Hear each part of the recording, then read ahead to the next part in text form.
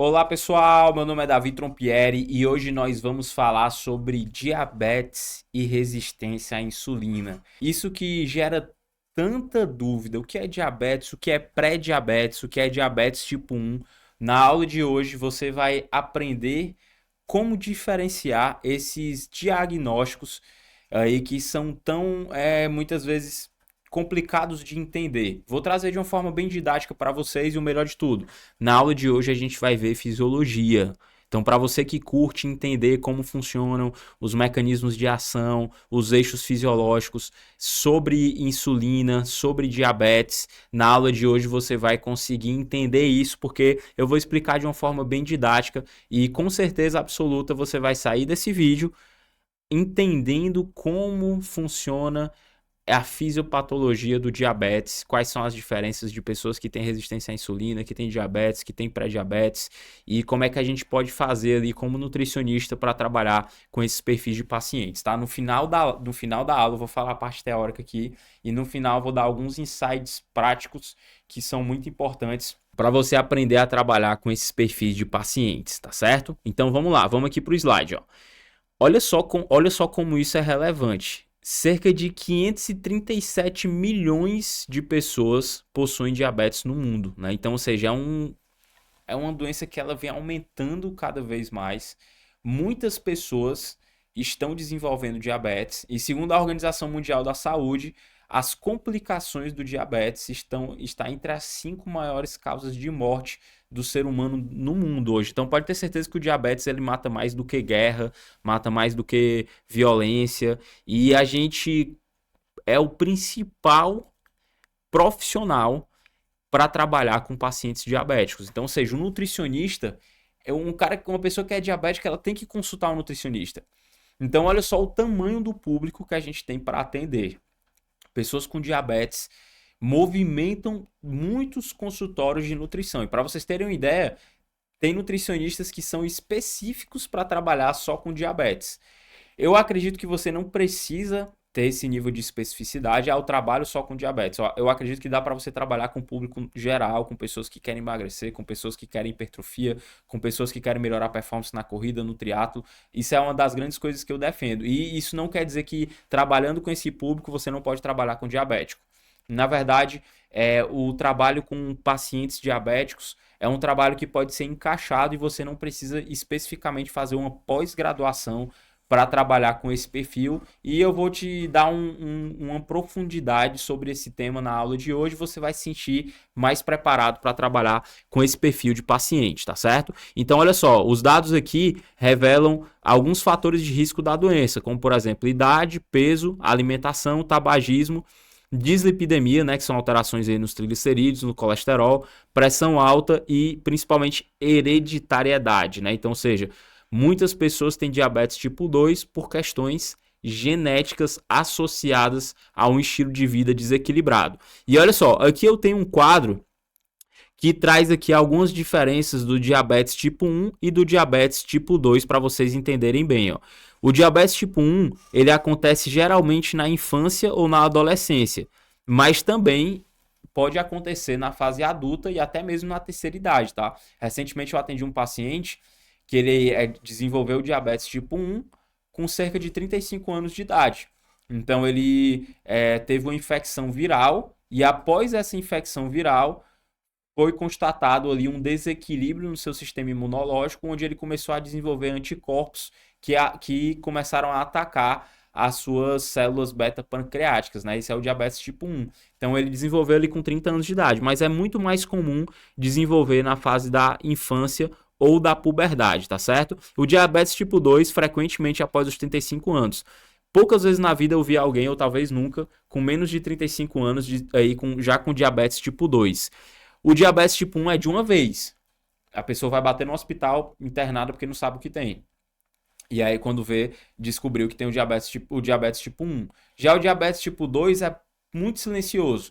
Então, tem gente que às vezes passa 10 anos com diabetes tipo 2 e não sabe que tem diabetes tipo 2. Quando é uma pessoa muito. Como é que eu posso dizer? Às vezes é uma pessoa de baixa renda, né, que não faz exames com muita frequência. E aí a pessoa passa anos ali com diabetes tipo 2 sem saber que tem essa patologia, certo? Então, olha só, estado nutricional no momento do início da doença. Frequentemente subnutridos. Já a obesidade, o diabetes tipo 2, normalmente são pessoas obesas, né? Prevalência, menos de 10% diagnosticados, 90% do diabetes. Então, ou seja, ó, 90% dos diabéticos são do tipo 2. Então, tipo 1 é bem mais raro. Apesar de ter muita gente também diabetes tipo 1, mas é bem mais raro. E eu posso ver isso no consultório. Com certeza, aí para cada 10 pacientes que são diabetes tipo 2, eu devo atender um que é diabético tipo 1, né? De fato, é bem mais comum a gente atender pacientes diabéticos tipo 2. Agora, isso daqui é uma coisa que antes de estudar mais profundamente sobre diabetes, eu não sabia, que é a predisposição genética. O diabetes tipo 1 é moderado, ou seja, é muito comum uma pessoa ter diabetes tipo 1 e ninguém na família teve diabetes tipo 1 em gerações atrás. Então, ou seja, não foi uma questão genética, foi uma questão ambiental. Já no diabetes tipo 2, é muito difícil alguém ter diabetes tipo 2 que não tenha tido uma questão familiar. Então, normalmente a pessoa tem pais ou mãe ou avós que teve também diabetes tipo 2 e essa pessoa já tem uma predisposição genética, né? Então, ou seja, a predisposição genética é muito mais forte no diabetes tipo 2 do que no diabetes tipo 1, certo? Aqui, frequência da cetose, comum no diabetes tipo 1, raramente no diabetes tipo 2, a gente vai entender um pouco mais profundo disso aqui na nossa aula de hoje. Insulina plasmática, baixa ou ausente. Então, ó, o diabetes tipo 1, você tem ali a tua célula beta pancreática, ela produz insulina e o teu pâncreas ele secreta insulina. Só que aconteceu alguma coisa, o teu sistema imunológico começou a atacar as tuas células beta pancreáticas e elas simplesmente pararam de produzir e secretar insulina. E aí aquele indivíduo ele não tem mais a insulina. E aí ele precisa usar a insulina na forma de um medicamento, né? De forma injetável ali, ele vai ter que usar as doses de insulina para fazer a ação desse hormônio, né? Já no caso do diabetes tipo 2, você tem você tem a insulina. Então, ou seja, o diabetes tipo 2, ele não tem as células beta-pancreáticas, elas continuam secretando insulina. No começo, inclusive, onde você primeiro tem a resistência à insulina, que a gente vai já entender melhor, você tem mais insulina do que o normal. E aí depois, se a pessoa não controla, com o passar do tempo, essas células beta-pancreáticas começam a entrar em disfunção e elas vão ali meio que morrendo e você vai diminuindo a liberação de insulina e pode até acontecer também que o diabetes tipo 2 ele pode até chegar ao ponto de ter que tomar insulina também.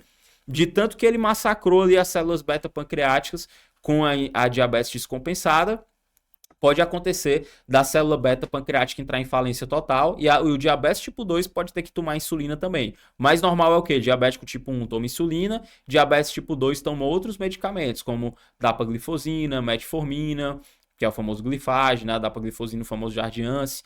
Você tem alguns outros medicamentos também que são utilizados, até mesmo, por exemplo, aí o Ozempic, o Mounjaro, né? Que são novos medicamentos que podem ser utilizados também no diabetes tipo 2, tá certo? Respostas a fármacos, não é responsivo, tratamento, insulina é sempre necessária e como eu falei aqui, no diabetes tipo 2 a gente tem alguns outros tipos de tratamento, tá certo? E aqui a gente vai agora entrar na parte do metabolismo. Vamos lá, vamos entender como é que funciona. Olha só, a insulina, ela vai agir, para entender o diabetes a gente tem que entender a função da insulina. A insulina ela é secretada pela nossa célula beta pancreática. E como é que ela é secretada? A partir de quê? Primeiro, quando a gente come, o alimento chega no nosso intestino, chega no nosso intestino, e o intestino ele secreta um sinalizador chamado de GLP-1. O GLP-1 ele é uma incretina, assim como o seu irmão GIP. E o GLP-1 e o GIP vão lá para a célula beta pancreática e elas vão dar o estímulo inicial para a célula beta pancreática começar a produzir e ficar ali no ponto de secretar a insulina. É como se as incretinas, né, o GLP-1 e o GIP, eles fossem antecipando que vai chegar alimento na corrente sanguínea e, consequentemente, o pâncreas precisa estar ali pronto para secretar ali a insulina. O interessante é que no diabetes, as incretinas elas têm uma ação menor no pâncreas. E isso deixa o pâncreas menos responsivo ao aumento de glicemia. Então, as incretinas que vêm do intestino, elas servem para preparar as células betas pancreáticas para elas ficarem responsivas e secretar insulina assim que a glicemia subir. Porque, de fato, o que estimula a liberação de insulina do pâncreas é o aumento da glicemia, porque as células beta-pancreáticas, elas são sensíveis à glicose. Então, o aumento da glicemia é que gera o estímulo para a insulina ser secretada nas células beta-pancreáticas, já que elas têm esse sensor. A glicose vai aumentando, vai entrando na célula beta-pancreática e a célula beta-pancreática vai secretando a insulina. E aí a insulina ela vai agir em 3 tecidos principalmente. Eu vou começar explicando aqui no músculo. Vou até dar um zoom aqui no músculo. A gente vai começar explicando aqui no músculo. Olha o que é que acontece aqui na célula beta-pancreática no músculo. Ou desculpa, o que é que acontece na insulina aqui quando ela chega no músculo? Ela se liga no seu receptor, o receptor de insulina, e aqui esse receptor ele vai ativar uma cascata de reações dentro da musculatura. Essas reações vão chegar ao ponto de estimular a síntese de glicogênio e a translocação de GLUT4 para a membrana do músculo. O GLUT4 é o transportador de glicose. Então a insulina, ela vai lá, toca no seu receptor, o transportador de glicose ele fica lá dentro do músculo aqui, ó, como vocês podem ver, ó. Ele não fica na membrana. E aí quando a insulina toca aqui, ela estimula que esse transportador de glicose vá para a membrana. E aí quando esse transportador de glicose vai para a membrana, o músculo consegue colocar a glicose para dentro, como vocês estão vendo aqui nessa imagem. Então, no músculo, a insulina estimula que a glicose entre. Por quê? Porque se a insulina tocar aqui e o GLUT4 não for para a membrana, o que vai acontecer é que a glicose não vai entrar, porque ela precisa do GLUT4 para entrar no músculo. E aí ela vai ficar no sangue e isso pode deixar a glicemia elevada. E aí, além disso, como eu mencionei anteriormente, a insulina também estimula uma enzima chamada de glicogênio sintetase. E aí ela vai estimular também a síntese de glicogênio a partir dessa glicose que está adentrando aqui na musculatura. Além da sua ação no músculo, a insulina também age no tecido adiposo. Ó. O que é que a insulina faz no tecido adiposo? Ela inibe, olha só, a insulina vem, se liga no receptor aqui no tecido adiposo, e aí o que ela faz? Ela aumenta a captação de glicose também no tecido adiposo, certo? Além disso, ela inibe a lipólise. O que é a lipólise? Ó, o adipócito, ele tá lá, e lá no adipócito tem o quê? Tem triacilglicerol, que é uma molécula de glicerol ligada a 3 ácidos graxos. Quando a pessoa está em jejum, e aí quando ela está em jejum, os níveis de insulina tá baixo, o tecido adiposo ele não está sofrendo a ação da insulina, está sofrendo a ação de fatores lipolíticos, né, como por exemplo as catecolaminas, o glucagon, e aí ele vai quebrando o triacilglicerol em ácidos graxos livres e glicerol. E esses ácidos graxos livres, esse glicerol vai para o fígado, vai para o músculo, e lá eles vão sofrer o seu metabolismo. E aí quando a insulina toca no tecido adiposo, ela inibe esse processo. Então ela, vamos parar aí de quebrar, porque a gente está sendo alimentado agora, está vindo comida aí do intestino. Então não preciso estar quebrando gordura. Então vamos parar de quebrar a gordura. Então a insulina no nosso tecido adiposo, ela inibe a lipólise. Ela faz o ácido graxo, o triacilglicerol ficar lá. Pelo contrário, ela até estimula a lipogênese, né? Então isso acontece aí no caso da insulina no tecido adiposo. O que é que acontece com a insulina no fígado, que é o terceiro órgão alvo da insulina? No fígado, a insulina ela não vai atuar aumentando a entrada de glicose no fígado. Por quê? Porque o fígado, a glicose não entra no fígado a partir do estímulo da insulina. O fígado consegue colocar a glicose para dentro sem precisar da ação da insulina. Então, para que a insulina vai para o fígado, Davi? Ela vai para o fígado por causa de alguns motivos diferentes. O primeiro, o fígado ele tem uma função quando a gente está em jejum. Qual é a função do fígado? Manter a glicemia estável. Uma das funções do fígado é manter a glicemia estável. Como é que o fígado faz para manter a glicemia estável quando a gente não está comendo carboidrato, quando a gente está em jejum? O que é que ele faz? Ele vai cuspir glicose no sangue. E da onde é que vem essa glicose? Do glicogênio que está lá armazenado no fígado. Então, quando você come carboidrato, uma parte desse carboidrato vai lá para o fígado e fica lá armazenado na forma de glicogênio. Então o fígado ele tem cerca de 100 gramas de glicose lá armazenado na forma de glicogênio. E aí quando você está em jejum, esse glicogênio é quebrado, pela enzima glicogênio fosforilase, e aí essa glicose ela vai para a corrente sanguínea e mantém a glicemia estável. E quando o glicogênio do fígado vai acabando, sabe o que é que o fígado faz? Ele produz glicose. Produz glicose a partir de quem? Do glicerol, que vem lá do tecido adiposo, na lipólise. O glicerol vai chegar lá no fígado. O fígado vai pegar aquele glicerol e vai produzir glicose. E ele vai jogar essa glicose na corrente sanguínea. Também pode produzir a partir do lactato, que vem do músculo. Vem esse lactato, ele vai lá e produz a glicose a partir do lactato e joga essa glicose no músculo. Então, ó, o fígado fica lá, ó, cuspindo glicose na nossa corrente sanguínea quando a gente está em jejum.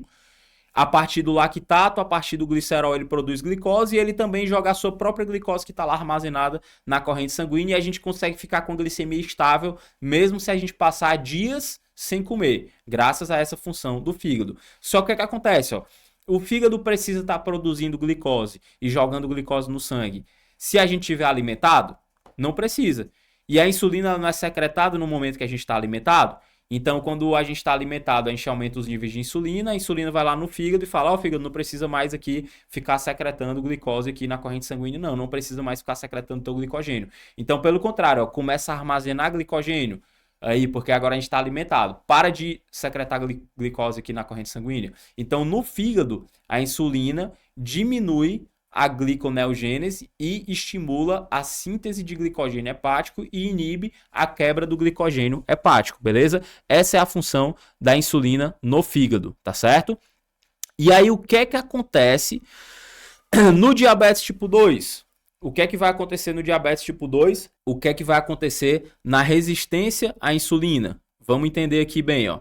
Primeiro, lá no nosso tecido adiposo, vamos lembrar do tecido adiposo. O que é que a insulina faz no tecido adiposo? Ela inibe a lipólise. Agora, vamos supor que a insulina não está funcionando. Essa é a resistência à insulina. A resistência à insulina é assim, ó. O pâncreas libera insulina, só que a insulina ela toca no receptor e depois que ela toca no receptor acontece a mágica. Mas a mágica não acontece. Então a insulina toca no receptor e a mágica não acontece. Então a insulina vai lá, toca, a glicemia aumenta, o pâncreas libera a insulina vai lá no tecido adiposo, ela toca no receptor no tecido adiposo e o que é que acontece? Nada. O tecido adiposo não para a lipólise. Ele continua jogando ácido graxo e glicerol na corrente sanguínea. Essa lipólise ela não para. E para onde é que esse ácido graxo e esse glicerol vai? Ele vai pro fígado. Só que o que é que acontece? Ó, não está tendo uma demanda. Você está alimentado, você acabou de comer, você não está tendo uma demanda para gordura. Então, esse ácido graxo e esse glicerol volta a se resterificar lá no fígado, no processo chamado de lipogênese de novo.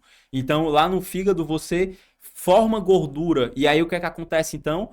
Você está literalmente, quando você está com resistência à insulina, você está jogando gordura do teu tecido adiposo no teu fígado. E essa gordura está ficando lá. E aí quando esse processo se torna crônico, ou seja, quando a pessoa passa anos com resistência à insulina, vai acontecer que você vai desenvolver esteatose hepática, né? Um excesso de gordura no fígado, beleza? Aumento do triglicerídeo circulante. Aí isso acontece também associado à resistência à insulina, né? Por quê? Porque a lipólise não para, então tem muito triglicerídeo ali na corrente sanguínea, tem muita gordura chegando no fígado, tem muita gordura sendo produzida, ficando lá no fígado, e aí a pessoa vai desenvolvendo alta nos triglicerídeos, vai desenvolvendo a esteatose hepática e a insulina, na resistência à insulina, a insulina tá como? Ela tá alta. Por quê? Porque o pâncreas ele fica tentando controlar a situação. Só que o que é que acontece, ó? Lá no fígado, a insulina, o que é que a insulina faz lá no fígado? Ela diminui a gliconeogênese, ela faz o fígado parar de cuspir glicose na corrente sanguínea, só que a insulina não está funcionando. A pessoa está com resistência à insulina. Então o que é que o fígado faz? Ele continua jogando glicose na corrente sanguínea. E isso vai fazer com que a glicemia não reduza. Por quê? Porque a pessoa está alimentada, está vindo carboidrato da alimentação, do intestino, e o fígado ainda continua produzindo glicose também. Então, ou seja, essa pessoa ela está com a glicemia elevada. Só que na resistência à insulina ainda tem um músculo também. O que é que acontece? Ó? O músculo ele também não responde à insulina. Então, o músculo ele não está captando glicose. E aí a insulina fica alta de forma crônica. Aí o que é que acontece? Na resistência à insulina, a insulina está alta. Mas aí o pâncreas libera tanta insulina que dá certo. tem uma hora que dá certo, tem uma hora que começa a atuar e aí você consegue controlar a tua... Então, a resistência à insulina é a primeira etapa. A insulina está muito alta, mas tem uma hora que ela consegue controlar a situação. Então, o paciente ele não está com a hemoglobina glicada alta, ele não está com a glicemia alta, então a hemoglobina glicada está abaixo de 5,7, a glicemia está abaixo de 100, porém a insulina está alta, normalmente acima de 20. Acima de 10, já pode se considerar que você tem uma resistência à insulina. Agora, se tiver acima de 20, aí realmente você já está com resistência à insulina mais avançada. E aí o que é que acontece? Tem uma hora que se a pessoa vai mantendo uma má alimentação e ela vai mantendo aquele processo de sedentarismo e comendo mal, organismo inflamado, com excesso de gordura corporal e ela está engordando, tem uma hora que essa resistência à insulina ela vira o pré-diabetes. O que é o pré-diabetes? É quando esse aumento de insulina já não consegue mais controlar as coisas. E aí a hemoglobina glicada ela já fica acima de 5,7. Ah, Davi, por que a hemoglobina glicada é importante? Porque uma parte da glicose que está circulando, ela se liga na hemoglobina. Porque está lá no sangue circulando glicose e hemoglobina. Uma parte da glicose se liga na hemoglobina. E aí um percentual da hemoglobina circulante fica glicada, então é hemoglobina glicada. Se esse percentual for muito alto, significa que a glicemia estava muito alta nos últimos 3 meses, que é a meia-vida da hemoglobina. Então, a hemoglobina glicada é um padrão ouro para identificar. Então, tem uma hora que não dá, o corpo não controla mais, muita glicose fica se ligando à hemoglobina, e aí a hemoglobina glicada fica acima de 5,7. Então, a pessoa está com pré-diabetes. Mas aí, a pessoa que tem pré-diabetes, tem uma hora que ela não passa daquilo. Ela fica com 5,8, 5,9, 6, 6,1, 6,2. E aí fica nessa faixa, entre 5,7 a 6,4, mas não passa disso. A glicemia em jejum também fica elevada, mas não chega a passar de 140. Então essa pessoa ela tem pré-diabetes. E aí pode acontecer dela nunca desenvolver o diabetes. Por quê? Porque ela não tem uma genética, uma hereditariedade, ela não tem uma genética favorável para desenvolver o diabetes tipo 2. Então, ou seja, eu tenho pacientes que têm obesidade e estão há anos com resistência à insulina e com pré-diabetes, mas não chega a ficar com diabetes, não chega a ficar com a hemoglobina glicada acima de 6,4, porque não tem uma genética favorável para aquilo. Ah, Davi, essa pessoa vai ter as complicações do diabetes? Não vai ter as complicações do diabetes, porque a principal complicação do diabetes é o efeito tóxico do excesso de glicose circulante. Quem tem pré-diabetes não tem esse efeito, mas essa pessoa ela pode ter o quê? Esteatose hepática, pode ter o triglicerídeo alto, pode ter várias complicações do pré-diabetes, que não chegam a ser as complicações do diabetes, não chega nem aos pés, na verdade, das complicações do diabetes. Mas aí vamos supor que essa pessoa ela desenvolve o diabetes. Por quê? Porque ela tem uma predisposição genética e um estilo de vida ruim. Então ela começou com resistência à insulina, passou para o pré-diabetes, depois ela foi para o diabetes mesmo, a hemoglobina glicada ficou acima de 6,4. Então, por que a pessoa desenvolve o diabetes? Porque tem uma hora que o pâncreas está lá liberando muita insulina e ele começa a não liberar mais insulina o suficiente. E aí a pessoa não consegue mais controlar e explode tudo. A glicose fica muito alta. Quem não tem uma tendência a ter diabetes, o pâncreas consegue segurar a onda e não fica tão alto assim. Quem tem uma tendência a diabetes, o pâncreas tem uma hora que não segura mais a onda e estoura tudo. E aí quando essa pessoa passa anos com o diabetes tipo 2 descompensado, ou seja, a pessoa passa anos com hemoglobina glicada com 7, 8, glicemia 200, 250, que acontece muito com diabéticos, você começa a ter complicações microvasculares devido à toxicidade do excesso de glicose.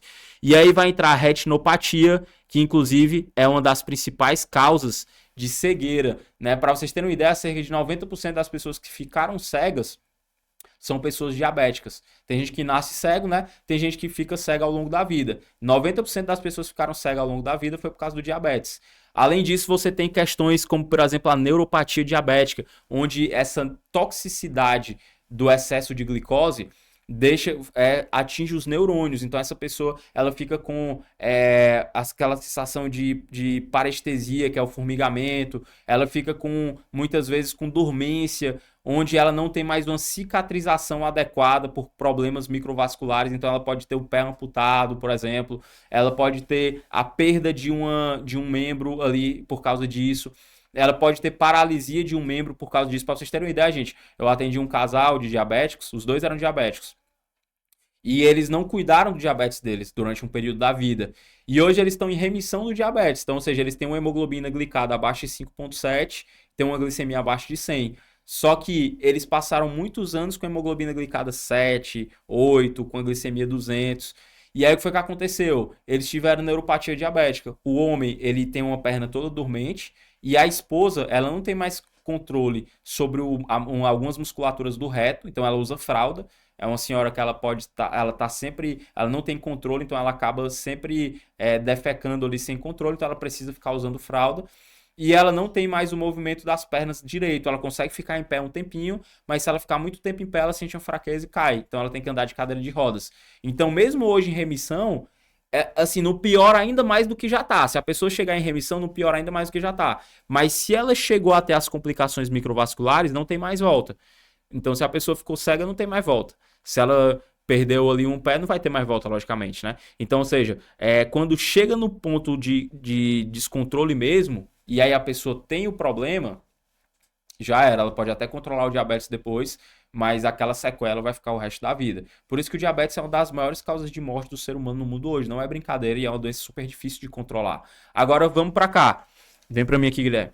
Eu vou falar aqui para vocês dicas rápidas para trabalhar com diabético. Lembrando, se você está aqui até agora, se você está curtindo essa aula, se você está percebendo que esse assunto faz sentido para ti, eu tenho uma proposta para te fazer. Entra no NutriNews Academy. O NutriNews Academy é a nossa plataforma que você tem mais de 150 aulas disponíveis e lá a gente te ensina a trabalhar com todos os perfis de pacientes que podem aparecer no teu consultório, inclusive pacientes diabéticos. É como eu falei para você, ó, para trabalhar com diabético, você não precisa fazer uma pós-graduação para isso. Você não precisa se especializar em pacientes diabéticos. Você pode simplesmente entrar no NutriNews Academy, que lá eu tenho casos clínicos de diabéticos, tem aulas completas sobre diabetes, tem estratégias nutricionais específicas para diabetes, mas além disso, você também vai aprender a trabalhar com triatletas, você vai aprender a trabalhar com pessoas que têm dificuldades de mudar o estilo de vida, como por exemplo pessoas que têm obesidade, você vai aprender a trabalhar com maratonistas, você vai aprender a calcular dieta para todos os perfis de pacientes. Além disso, a gente também te ensina a parte de nutrição comportamental. Então olha só como é que é a plataforma por dentro. Bota aqui para mim, Guilherme, por favor. Olha só, aqui a gente tem vários cursos completos, com aulas curtas, diretas ao ponto, que vão te ensinar a trabalhar com todos os perfis de pacientes, com casos clínicos reais, e realmente, de fato, você vai ter tudo que você precisa em uma única plataforma, inclusive a parte de business, beleza? Então volta aqui para mim, Guilherme. Se você realmente quer se diferenciar no mercado, então já vai aqui na descrição, clica no link e se inscreve no NutriNews Academy, que vai ser uma excelente virada de chave para a tua vida profissional aí como nutricionista. Agora, para a gente finalizar a aula de hoje, eu vou falar 4 pontos que são importantes para trabalhar com pacientes diabéticos. Primeiro, perda de peso é o mais importante. Se é um paciente que tem diabetes e obesidade, o primeiro passo é mirar em uma perda de 10% do peso. Então, se é um paciente que tem 100 quilos, o primeiro passo é perder 10 quilos. E aí você vai fazer isso ajustando uma restrição calórica. E não necessariamente essa restrição calórica precisa ser low carb, tá? Você só precisa fazer uma restrição calórica de cerca de 35%. E a gente te ensina a fazer essa restrição calórica do jeito certo lá no NutriNews Academy. Segundo ponto, você precisa ajustar o consumo de proteína entre 1,6 a 2,4 gramas de proteína por quilo de peso. Dietas proteicas ajudam a reduzir a hemoglobina glicada de uma forma mais eficiente do que dietas com menos proteína. Então esse também é um ponto muito importante. Terceiro ponto importante, aumentar o consumo de fibra. As recomendações de ingestão de fibra são acima de 25 gramas de fibra por dia. Isso não é fácil, muitas vezes, de atingir na rotina. Então, você muitas vezes tem que usar a suplementação e lá no NutriNews Academy a gente também te ensina a suplementar a fibra do jeito certo no teu paciente, tá certo? E o quarto e último ponto, você precisa facilitar o processo para o teu paciente. Recentemente eu atendi um paciente que ele mudou de nutricionista porque era um cara de 52 anos que não era do universo da nutrição ali, não tinha familiaridade ali com os termos de nutrição, e o nutricionista passou um planejamento para ele super complicado. E aí ele foi lá no consultório com alimentos do cotidiano, com coisas fáceis. Eu fui montando o planejamento junto com ele, dentro dessas características que eu estou trazendo aqui para você, só que de uma forma fácil. Meu intuito é o quê? Facilitar o processo para o paciente. E lá no NutriNews Academy a gente tem esse caso clínico e eu mostrei cada detalhe do acompanhamento desse paciente e de muitos outros. A gente tem dezenas de casos clínicos dos mais variados perfis de pacientes, desde maratonistas até diabéticos, beleza? Então, pessoal, essa foi a nossa aula de hoje. Um grande abraço para todo mundo. Já deixa um like, deixa o teu comentário, deixa uma sugestão de tema que você gostaria de ver aqui. Se inscreve no canal e a gente se encontra na próxima aula.